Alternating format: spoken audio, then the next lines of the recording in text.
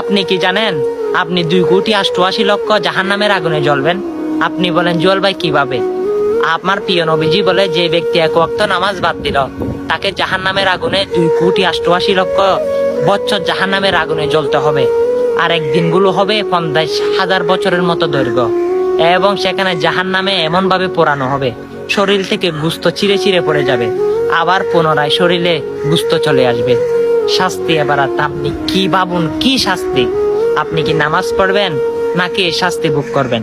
আরে ভাই, আমি আপনাকে নামাজের দাওয়াত দিচ্ছি আপনার মুসলমান ভাই হিসাবে। আপনার কি মনে একটু দয়া আসে না নামাজের প্রতি? নিজে তো পড়েন না, অন্যকে পড়ার জন্য উৎসাহিত করুন। ভিডিওটা শেয়ার দিয়ে সকল মানুষকে নামাজের দাওয়াত দিতে পারেন। আর কিছু বলবো না।